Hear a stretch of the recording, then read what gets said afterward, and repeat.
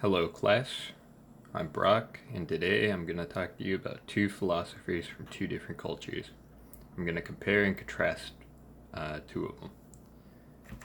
The two philosophers we're going to focus on are Confucius and Plato. Both come from very different backgrounds, and I'm going to give you the basic rundown about each of their lives, starting with Confucius. Confucius was born in 551 BC in China, southwest of the kingdom of Lu, which today is estimated to be where the Shandong province is. Confucius's father died when he was young, leaving him poor and with very little social status. Confucius is known for being a teacher and a prophet, among many other titles. His philosophy inspired many and became the official philosophy of China during the Han Dynasty in 206 BC. He died of natural causes at age 72. On the other end, we have Plato, and I'll give you the rundown of his life. Plato was born in Athens, Greece in 428 BC. He grew up during the Peloponnesian War, which was a war between Athens and Sparta. The war was caused because Sparta feared the growing Athenian Empire. Plato was best known for his philosophical work.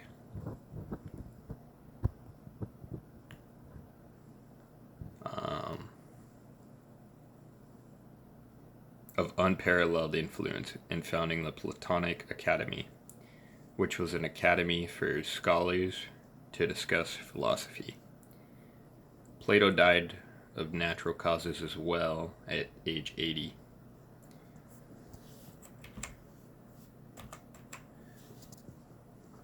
Now we will talk about Confucius philosophy.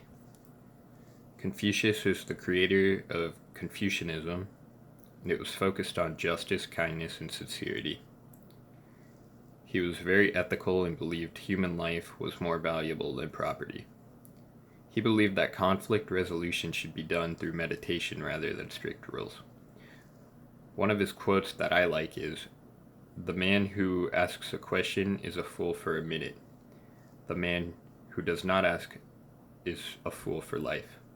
This quote resonates with me because I believe this quote is true, and it inspires me to ask more questions more often from now on.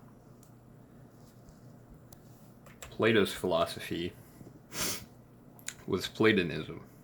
It had other names such as Platonic realism and Platonic idealism, but they were all the same idea. The idea of Platonism was the ideas encapsulate the true and essential nature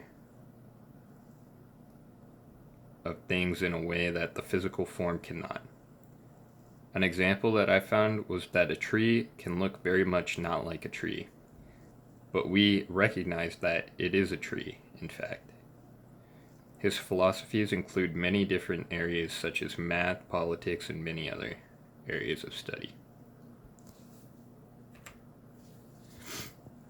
Now I'm going to talk about some similarities I found between the two. I found that both were interested in ethics and that both valued virtue. I also found a connection between the two. Confucius values human life and Plato values equality. These are ideas that I personally think each and every human should value. An anecdote I found that Confucius used is when the stables were burnt down on returning from court, Confucius said, "Was anyone hurt?" He did not ask about the horses. This was an example to show that Confucius valued human life over property. Another thing I found interesting is that both of these philosophers were alive for so long. The average lifespan during the times of these two philosophers was 35 years old, and they both more than doubled the average age. I could not find any reasons on why this might be, but I believe maybe it was something to do with their line of work not being labor, and how neither were considered poor in their later lives. Some differences I found were their focuses.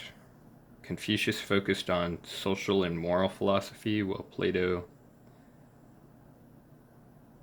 was into many different fields of philosophy. Their upcomings were very different. Confucius did not seem to be influenced by anybody, or at least anybody major, however. Or at least anybody major. However, Plato,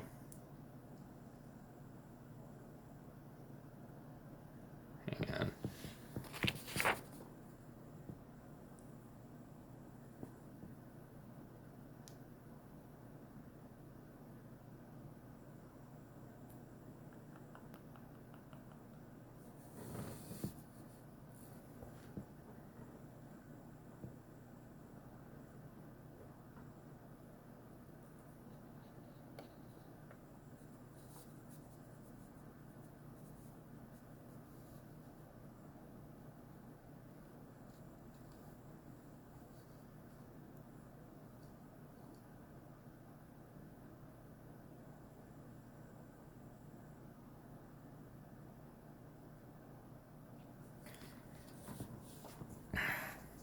Some differences I found were their focuses. Confucius focused on social and moral philosophy, while Plato was into many different fields of philosophy. Their upcomings were very different. Confucius did not seem to be influenced by anybody, or at least anybody major. However, Plato was influenced by Socrates, Heraclitus, Parmenides, and the Pythagoreans.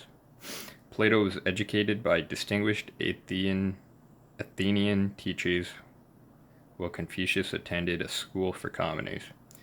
To compare the two, it was like a private school being compared to a public school. They did not share any philosophical ideas except for the ethics. To conclude, I found that both philosophers were very different, which surprised me. I did not expect them to be so different and expected to find many more similarities than I did. The cultural barrier that separated them probably stopped Confucius from being influenced by Greek philosophers, which may have been a good thing considering today China still uses Confucianism. Today philosophers can interact worldwide now. It would seem as if cultural barriers no longer exist.